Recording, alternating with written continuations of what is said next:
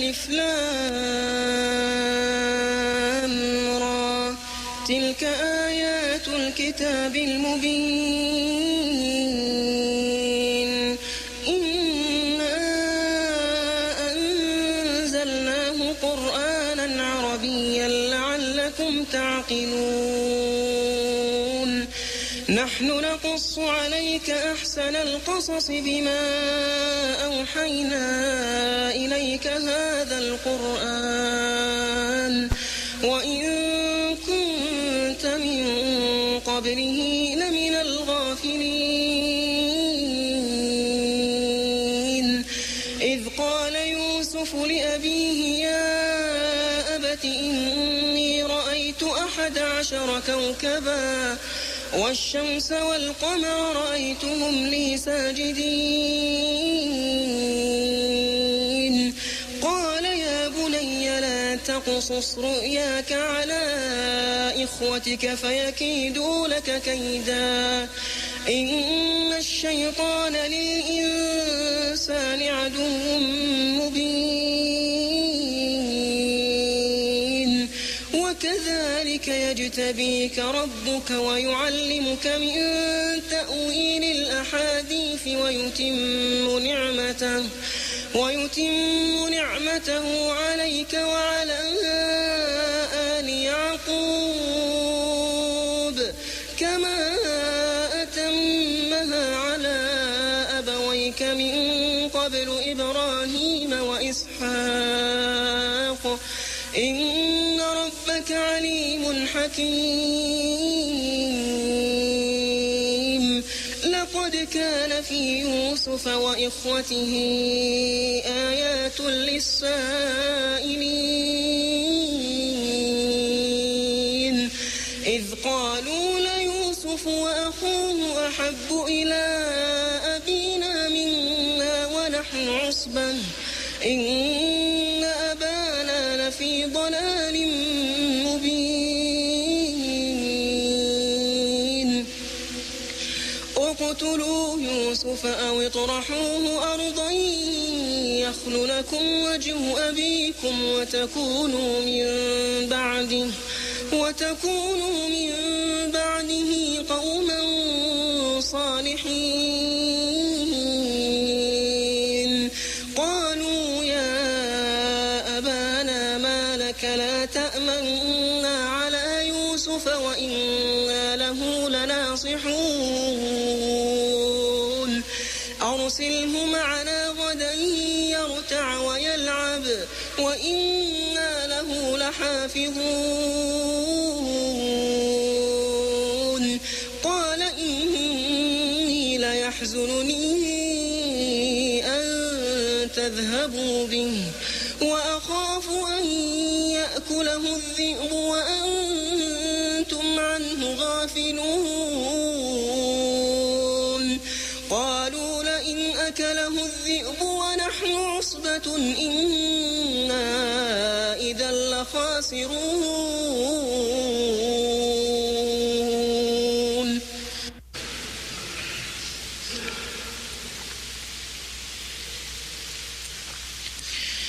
قالوا لئن أكله الذئب ونحن عصبة إنا إذا لخاسرون فلما ذهبوا به وأجمعوا أن يجعلوه في غيابة الجب وأوحينا إليه لتنبئنهم بأمرهم هذا وهم لا يشعرون وجاءوا أباهم عشاء يبكون قالوا يا أبانا إنا ذهبنا نستبق وتركنا يوسف عند متاعنا فأكله الذئب وما أنت بمؤمن لنا ولو كنا صادقين وجاءوا على قميصه بدم كذب قال بل سولت لكم أنفسكم أمرا فصبر جميل والله المستعان على ما تصفون. وجاءت سيارة فأرسلوا واردهم فأدلى دلوه قال يا بشرى هذا غلام فأسروه بضاعة والله عليم بما يعملون. وشروه بثمن بخس دراهم معدودة وكانوا فيه من الزاهدين. وقال الذي اشتراه من مصر لامرأته أكرمي مثواه عسى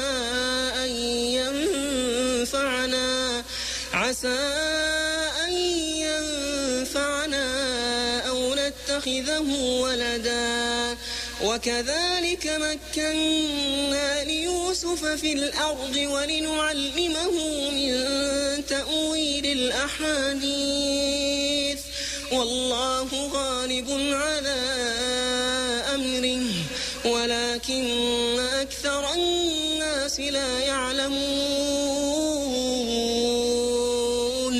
ولما بلغ أشده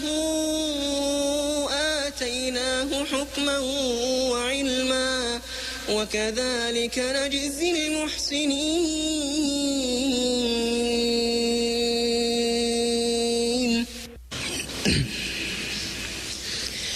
ولما بلغ أشده آتيناه حكما وعلما وكذلك نجزي المحسنين. وراودته التي هو في بيتها عن نفسه وغلقت الأبواب وقالت هيت لك قال معاذ الله إنه ربي أحسن مثواي إنه لا يفلح الظالمون. ولقد همت به وهم بها لولا أن رأى برهان ربه كذلك لنصرف عنه السوء والفحشاء إنه من عبادنا المخلصين.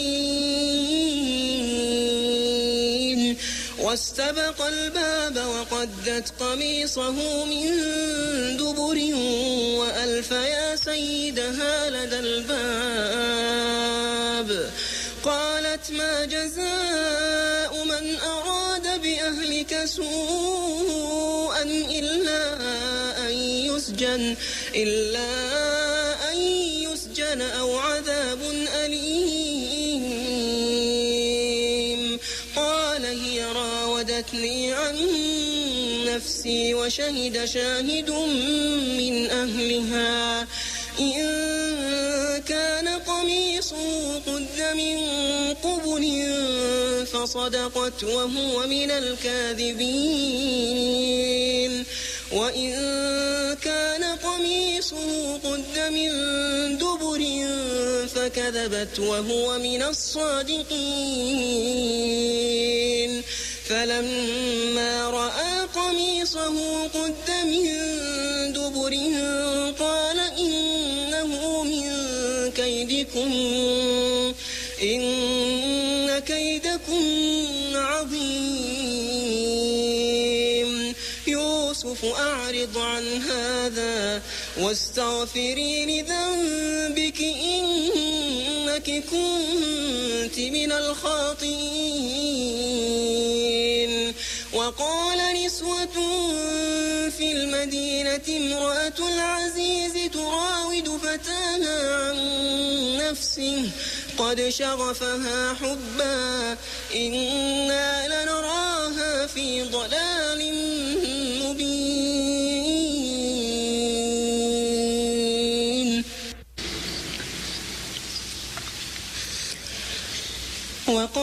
نسوة في المدينة امرأة العزيز تراود فتاها عن نفسه قد شغفها حبا إنا لنراها في ضلال مبين فلما سمعت بمكرهن أرسلت إليهن وأعتدت لهن متكئا وآتت كل واحدة منهن سكينا وقالت اخرج عليهن فلما رأينه أكبرنه وقطعن أيديهن وقلن حاش لله ما هذا بشرا إن هذا إلا ملك كريم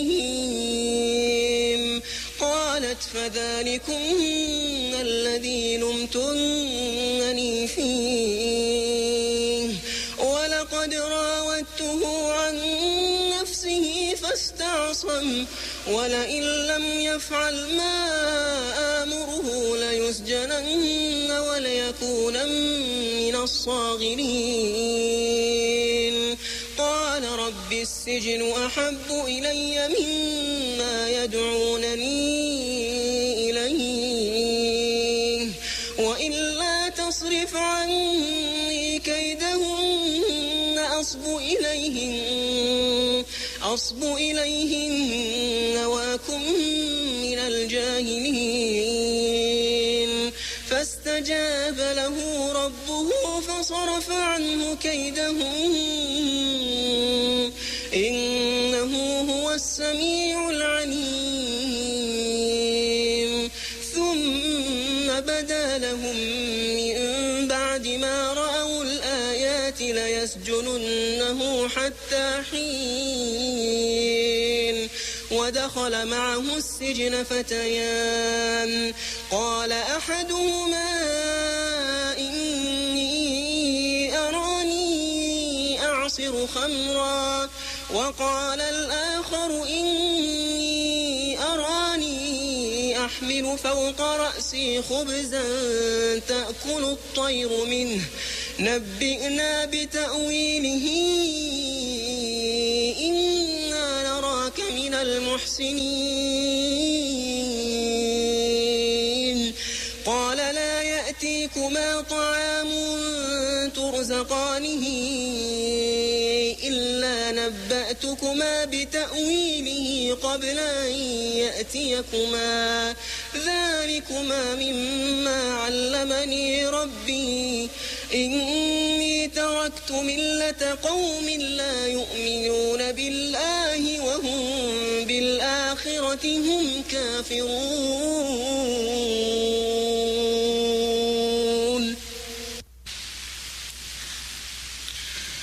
ودخل معه السجن فتيان قال أحدهما إني أراني أعصر خمرا وقال الآخر إني أراني أحمل فوق رأسي خبزا تأكل الطير منه نبئنا بتأويله إنا نراك من المحسنين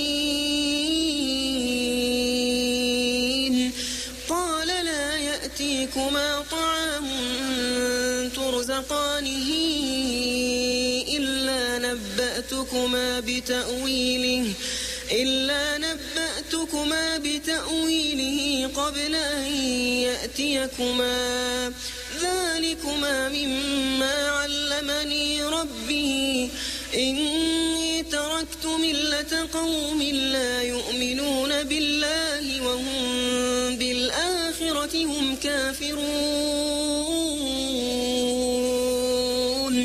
واتبعت ملة آبائي إبراهيم وإسحاق ويعقوب ما كان لنا أن نشرك بالله من شيء ذلك ذلك من فضل الله علينا وعلى الناس ولكن أكثر الناس لا يشكرون يا صاحبي السجن أأرباب متفرقون خير أم الله الواحد القهار ما تعبدون من دونه إلا أسماء سميتموها أنتم وآباؤكم ما أنزل الله بها من سلطان إن الحكم إلا لله أمر ألا تعبدوا إلا إياه ذلك الدين القيم ولكن أكثر الناس لا يعلمون يا صاحبي السجن أما أحدكما فيسقي ربه خمرا وأما الآخر فيصلب فتأكل الطير من رأسه قضي الأمر الذي فيه تستفتيان وقال للذي ظن أنه ناج منهما اذكرني عند ربك فأنساه الشيطان ذكر ربه فلبث في السجن بضع سنين وقال الملك إني أرى 7 بقرات سمان يأكلهن 7 عجاف و7 سنبلات خضر وأخر يابسات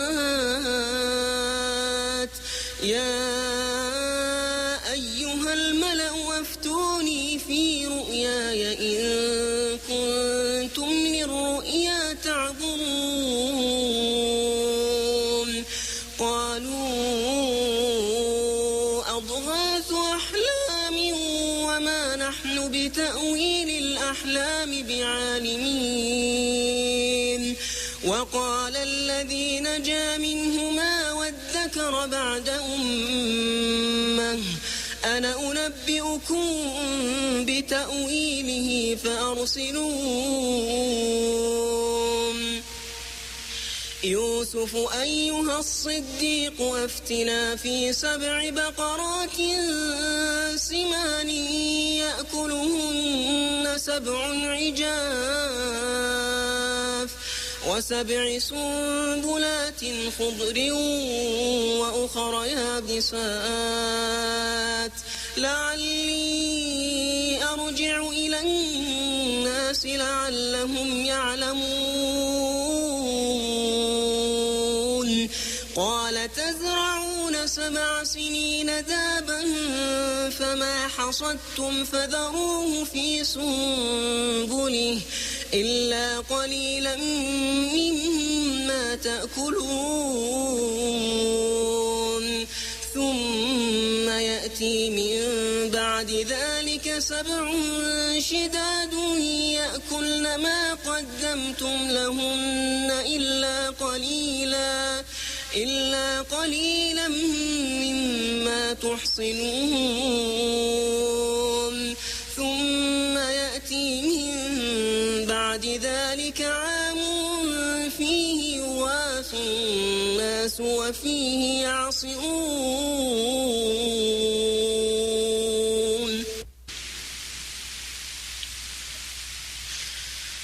ثم يأتي من بعد ذلك عام فيه يغاث الناس وفيه يعصرون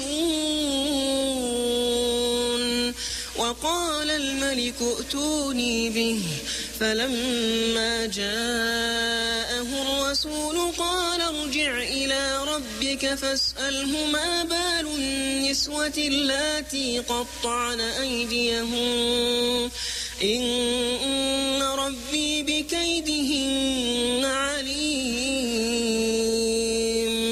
قال ما خطبكن إذ راوتن يوسف عن نفسه قلن حاش لله ما علمنا عليه من سوء. قالت امرأة العزيز الآن حصحص الحق أنا راودته عن نفسه وإنه لمن الصادقين. ذلك ليعلم أني لم أخنه بالغيب وأن الله لا يهدي كيد الخائنين. وما أبرئ نفسي إن النفس لأمارة بالسوء إلا ما رحم ربي إن ربي غفور رحيم. وقال الملك ائتوني به أستخلصه لنفسي فلما كلمه قال إنك اليوم لدينا مكين أمين.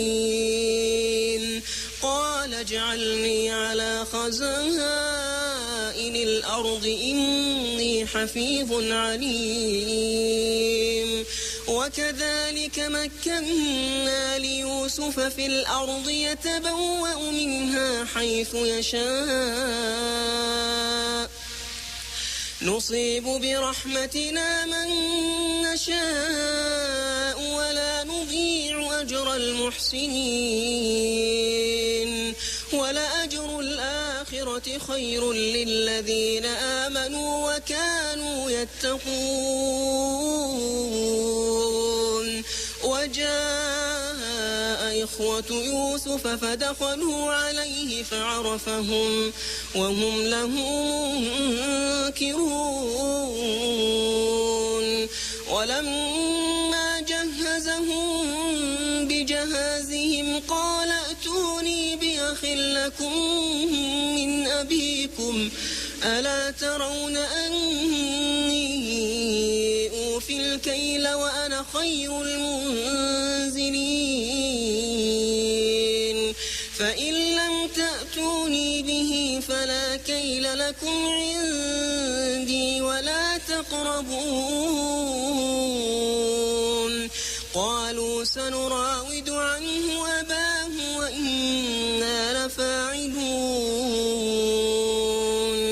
وقال لفتيانه جعلوا بضاعتهم في رحالهم لعلهم يعرفونها إذا انقلبوا إلى أهلهم لعلهم يرجعون.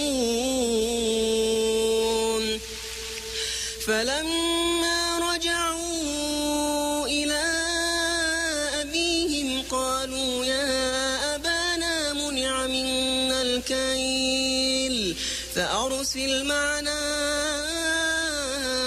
أخانا نكتل وإنا له لحافظون. قال هل آمنكم عليه إلا كما أمنتكم على أخيه من قبل فالله خير حافظا وهو أرحم الراحمين.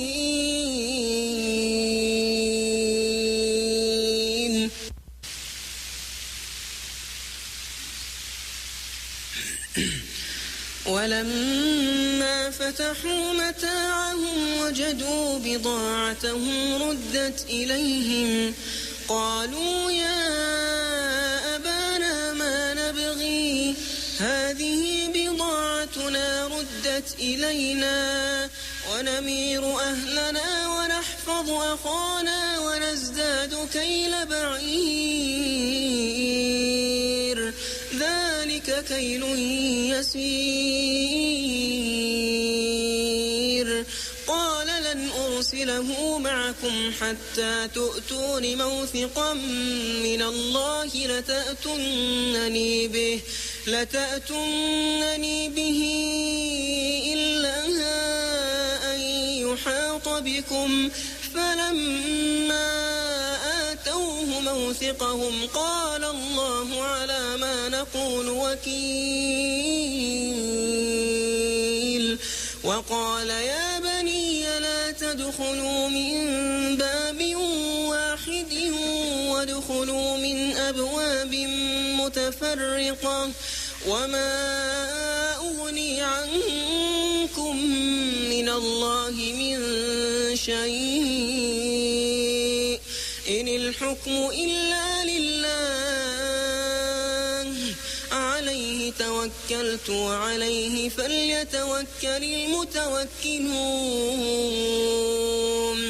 ولما دخلوا من حيث أمرهم أبوهم ما كان يغني عنهم من الله من شيء إلا حاجة في نفس يعقوب قضاها وإنه لذو علم لما علمناه ولكن أكثر الناس لا يعلمون ولما دخلوا على يوسف آوى إليه أخاه قال إني أنا أخوك فلا تبتئس بما كانوا يعملون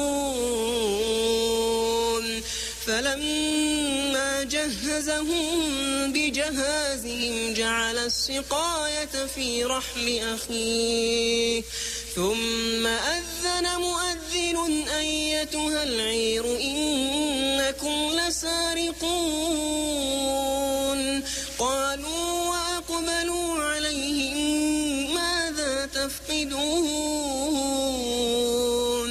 قالوا نفقد صواع الملك ولمن جاء به حمل بعير وأنا به زعيم قالوا تالله لقد علمتم ما جئنا لنفسد في الأرض وما كنا سارقين قالوا فما جزاؤه إن كنتم كاذبين قالوا جزاؤه من وجد في رحله فهو جزاؤه كذلك نجزي الظالمين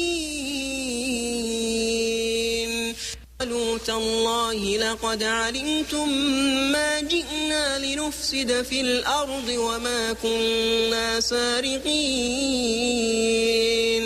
قالوا فما جزاؤه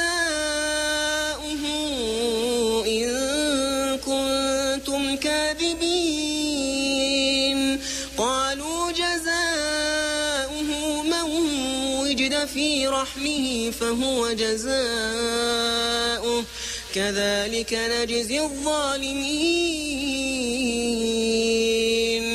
فبدأ بأوعيتهم قبل وعاء أخيه ثم استخرجها من وعاء أبيه كذلك كدنا ليوسف ما كان ليأخذ أخاه في دين الملك إلا أن يشاء الله نرفع درجات من نشاء وفوق كل ذي علم عليم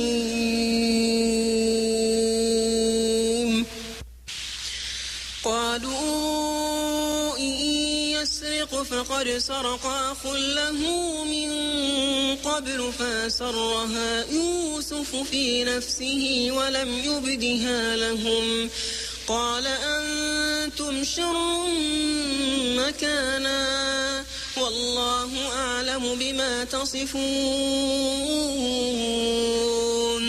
قالوا يا أيها العزيز إن له أبا شيخا كبيرا فخذ أحدنا مكانه إنا نراك من المحسنين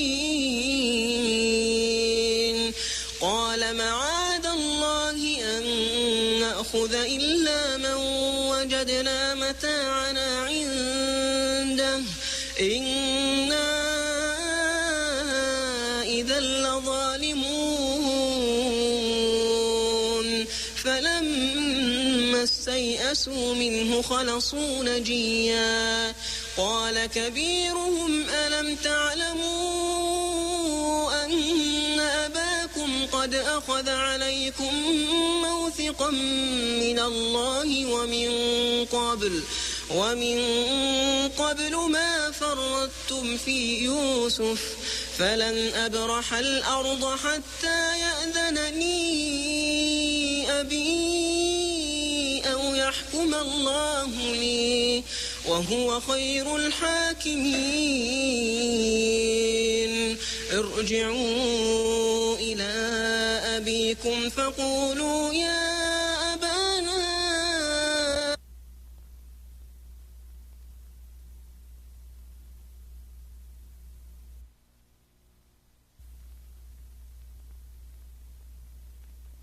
دنا مكانه إنا نراك من المحسنين قال معاذ الله أن نأخذ إلا من وجدنا متاعنا عنده إنا إذا لظالمون فلما استيئسوا منه خلصوا نجيا قال كبيرهم ألم تعلموا أن أباكم قد أخذ عليكم موثقا من الله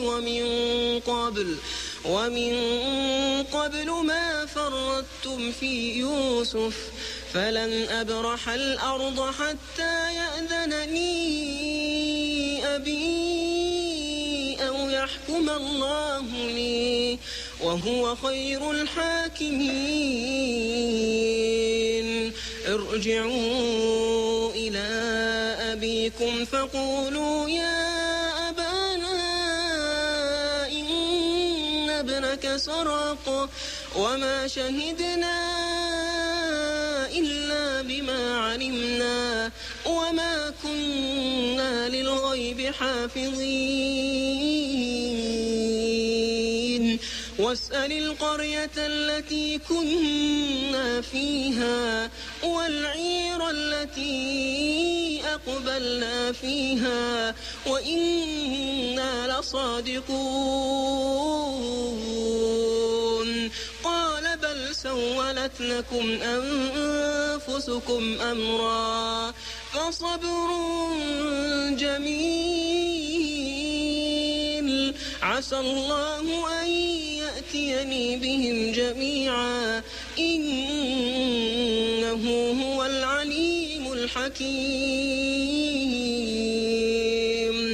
وتولى عنهم وقال يا أسفا على يوسف وابيضت عيناه من الحزن فهو كظيم قالوا تالله تفتأ تذكر يوسف حتى تكون حرضا أو تكون من الهالكين قال إنما أشكو أن يأتيني بهم جميعا إنه هو العليم الحكيم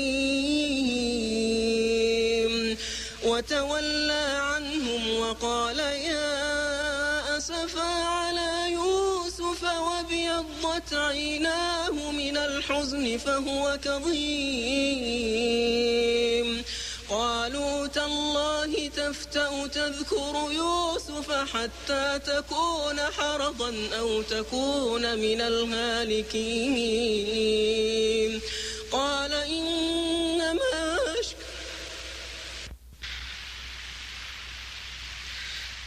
إنما أشكو بثي وحزني إلى الله وأعلم من الله ما لا تعلمون. يا بني يذهبوا فتحسسوا من يوسف وأخيه ولا تيأسوا من روح الله إنه لا ييأس من روح الله إلا القوم الكافرون. فلما دخلوا عليه قالوا يا أيها العزيز مسنا وأهلنا الضر وجئنا ببضاعة مزجاة فأوف لنا الكيل وتصدق علينا إن الله يجزي المتصدقين. قال هل علمتم ما فعلتم بيوسف وأخيه إذ أنتم جاهلون؟ قالوا أئنك لأنت يوسف؟ قال أنا يوسف وهذا أخي قد من الله علينا إنه من يتق ويصبر فإن الله لا يضيع أجر المحسنين. قالوا تالله لقد آثرك الله علينا وإن كنا لخاطئين. قال لا تثريب عليكم اليوم يغفر الله لكم وهو أرحم الراحمين.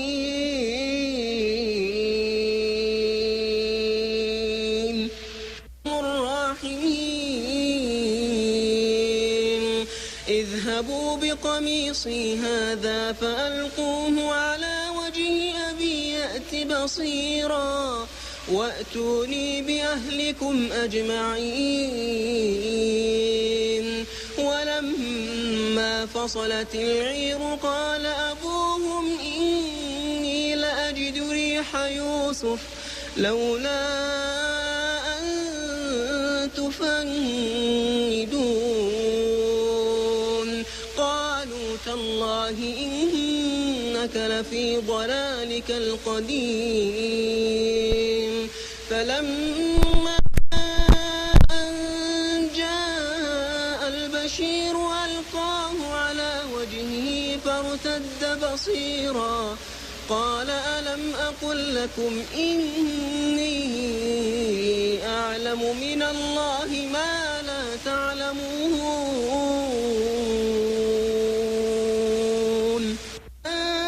البشير ألقاه على وجهه فارتد بصيرا قال ألم أقل لكم إني أعلم من الله ما لا تعلمون. قالوا يا أبانا استغفر لنا ذنوبنا إنا كنا خاطئين. قال سوف أستغفر لكم ربي إنه هو الغفور الرحيم. فلما دخلوا على يوسف آوى إليه أبويه وقال ادخلوا مصر إن شاء الله آمنين. ورفع أبويه على العرش وخروا له سجدا وقال يا أبت هذا تأويل رؤياي من قبل قد جعلها ربي حقا وقد أحسن بي إذ أخرجني من السجن وجاء بكم من البدو من بعد أن نزغ الشيطان بيني وبين إخوتي إن ربي لطيف لما يشاء إنه هو العليم الحكيم رب قد آتيتني من الملك وعلمتني من تأويل الأحاديث فاطر السماوات والأرض أنت ولي في الدنيا والآخرة توفني مسلما وألحقني بالصالحين ذلك من أنباء الغيب نوحيه إليك وما كنت لديهم إذ أجمعوا أمرهم وهم يمكرون وما أكثر الناس ولو حرصت بمؤمنين وما تسألهم عليه من أجر إن هو إلا ذكر للعالمين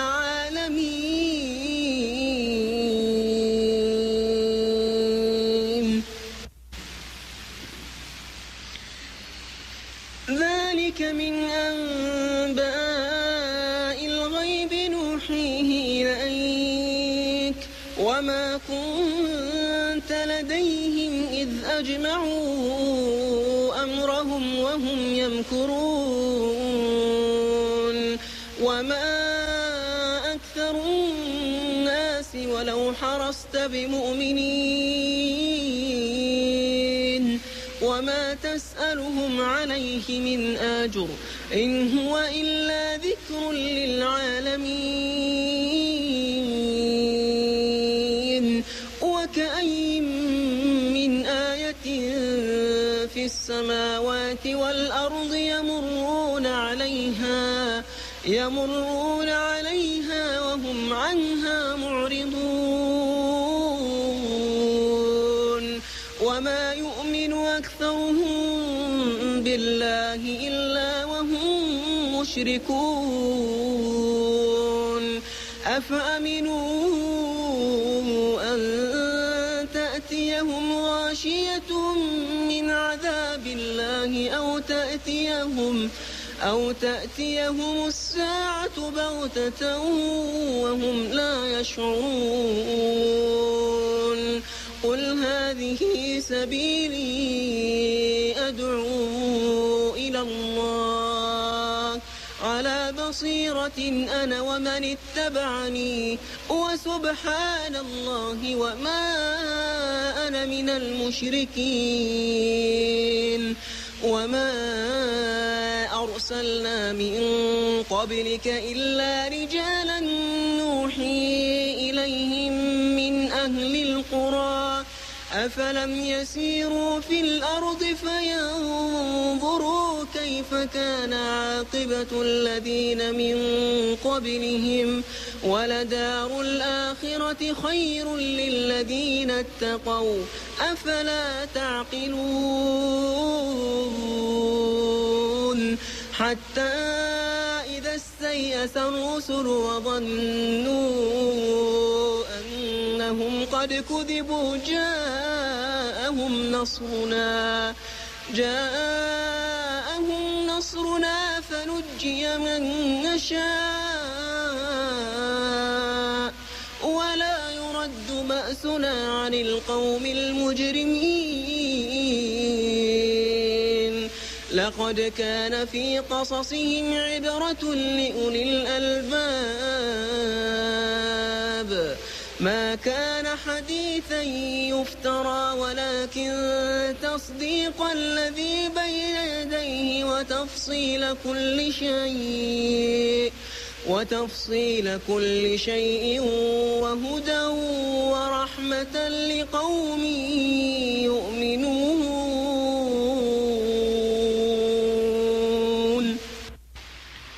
قل أعوذ برب الناس ملك الناس إله الناس من شر الوسواس الخناس الذي يوسوس في صدور الناس من الجنة والناس.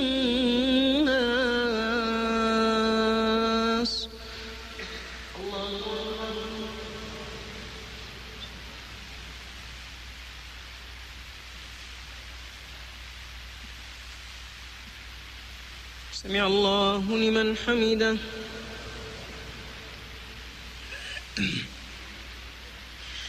صدق الله العظيم الذي أمات وأحيا وأضحك وأبكى وأنزل الماء وأجرى وأنه هو رب الشعرى له الحمد في الآخرة والأولى وله الحمد ما أعطى وما أهدى وهو الذي أخرج المرعى وله المآل وإليه المنتهى.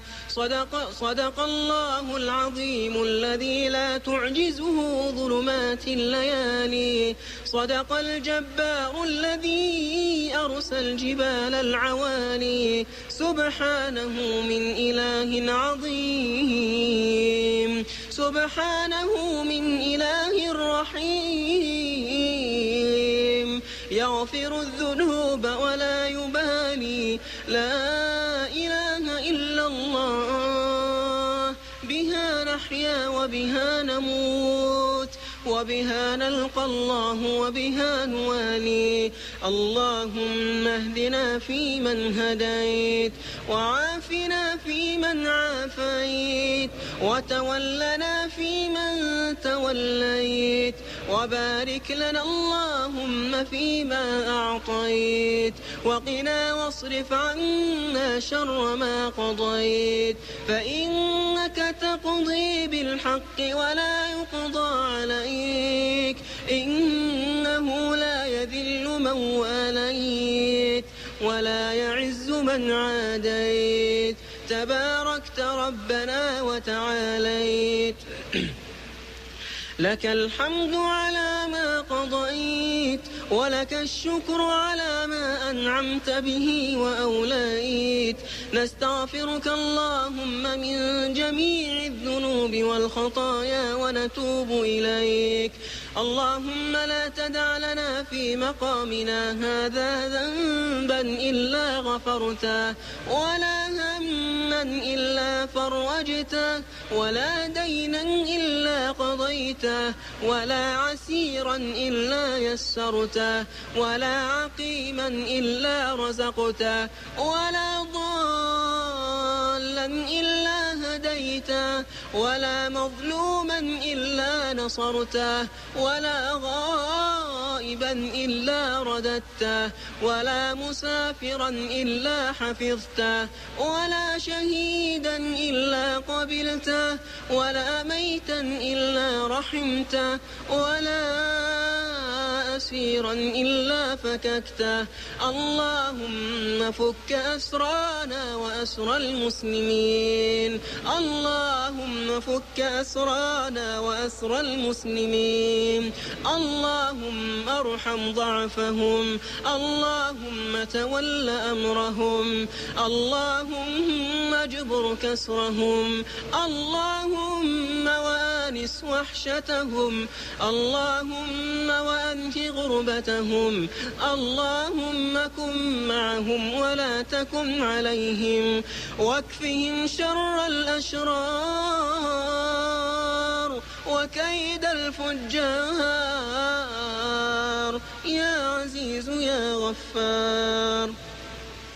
اللهم واحرسهم بعينك التي لا تنام واحفظهم بركنك الذي لا يرام وبعزك الذي لا يضام يا ذا ذا الجلال والإكرام. اللهم شافهم بشفائك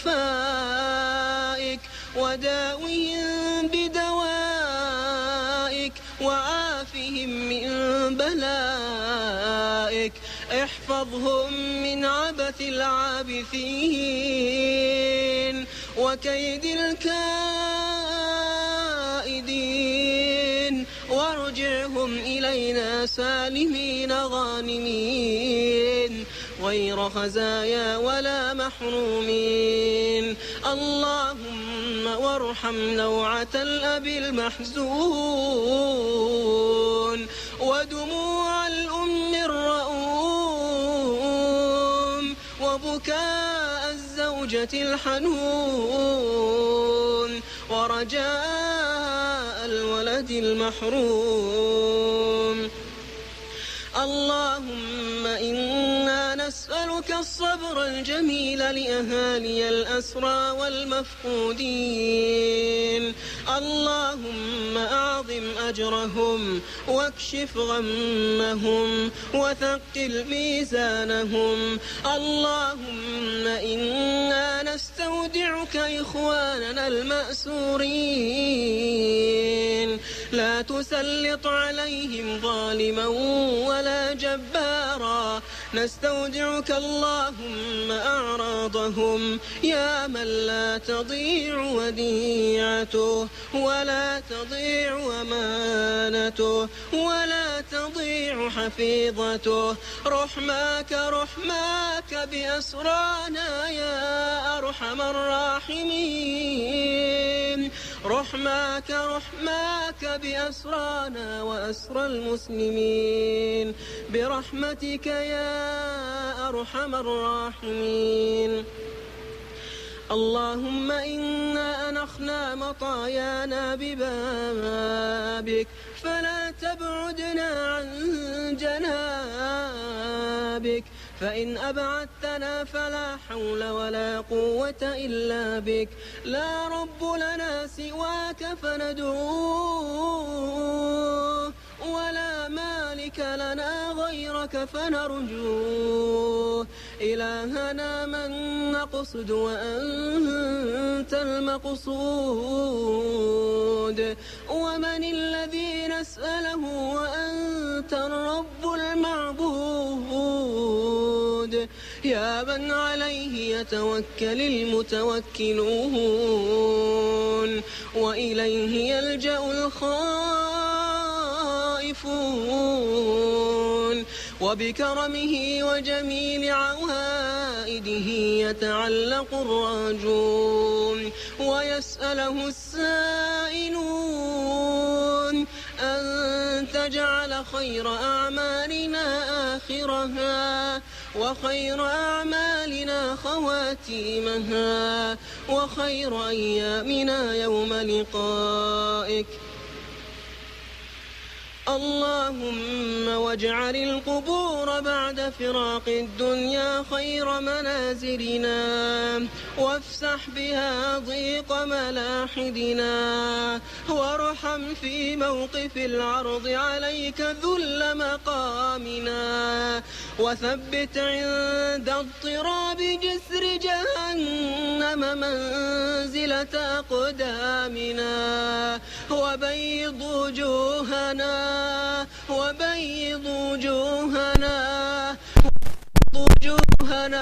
يوم تسود وجوه العصاة يوم الحسرة والندامة.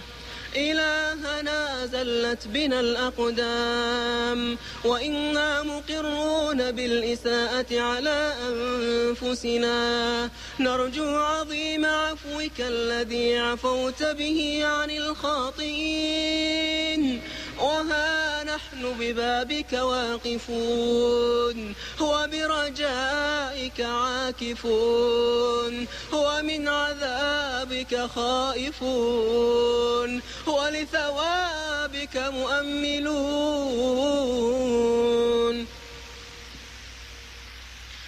اللهم اغفر لجميع موتى المسلمين والمسلمات الذين شهدوا لك بالوحدانية ولنبيك بالرسالة وماتوا على ذلك. اللهم اغفر لهم وارحمهم وعافهم واعف عنهم وأكرم نزلهم ووسع مدخلهم واغسلهم بالماء والثلج والبرد ونقهم من الذنوب والخطايا كما ينقى الثوب الأبيض من الدنس، وجازهم بالإحسان إحسانا وبالسيئات عفوا وغفرانا حتى يكونوا في بطون الألحاد مطمئنين وإلى على جناتك سابقين يا رب العالمين. اللهم ارحمنا إذا صرنا إلى ما صاروا إليه تحت الجنادل والتراب وحدنا، من لنا يا إلهنا يا رحمن السماوات والأرض ورحيمهما.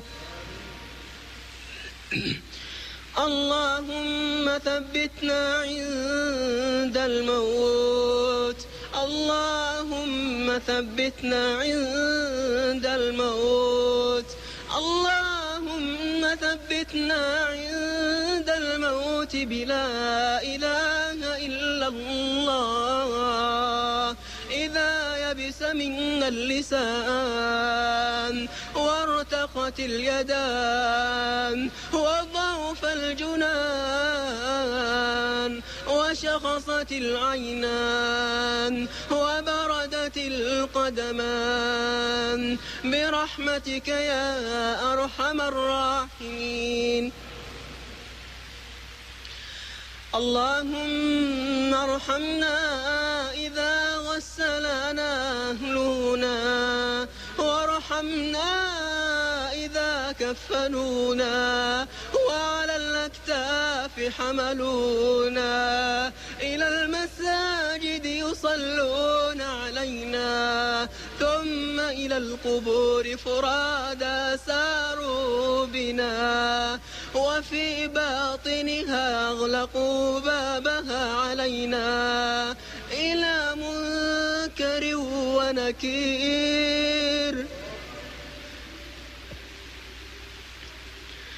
إلى منكر ونكير يسألوننا لا منجي عندها سواك يا رب العالمين. اللهم إن امتطينا سفينة طاعتك فلا تغرقنا في بحور معاصينا، فإن أغرقتنا فلا حول ولا قوة إلا بك.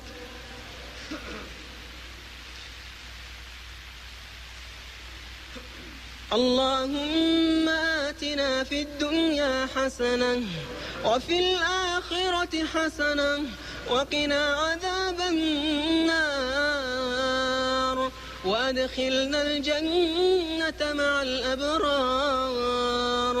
سبحان ربك رب العزة عما يصفون وسلام على المرسلين والحمد لله رب العالمين. والسماء والطارق وما أدراك ما الطارق النجم الثاقب إن كل نفس لما عليها حافظ فلينظر الإنسان مما خلق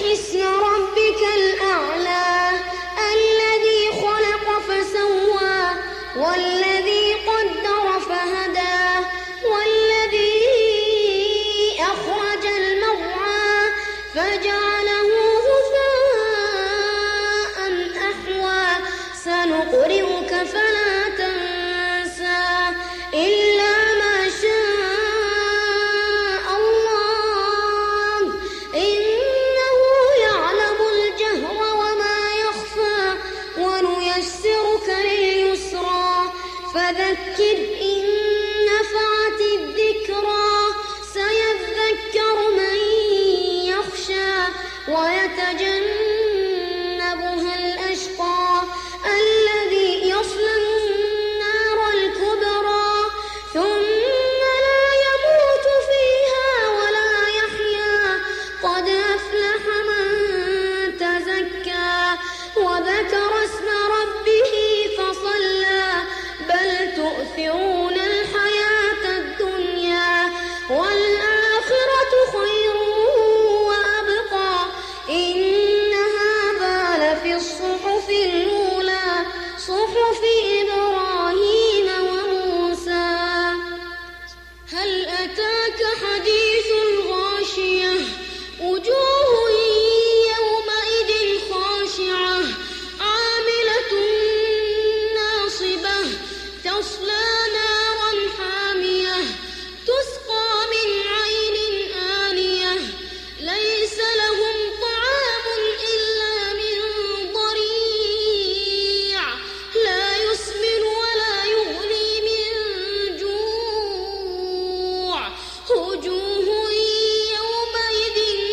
ناعمة لسعيها راضية في جنة عالية لا تسمع فيها لاغية فيها عين جارية فيها سرر مرفوعة وأكواب موضوعة ونمارق مصفوفة وزرابي مبثوثة أفلا ينظرون إلى الإبل كيف خلقت وإلى السماء كيف رفعت وإلى الجبال كيف نصبت وإلى الأرض كيف سطحت فذكر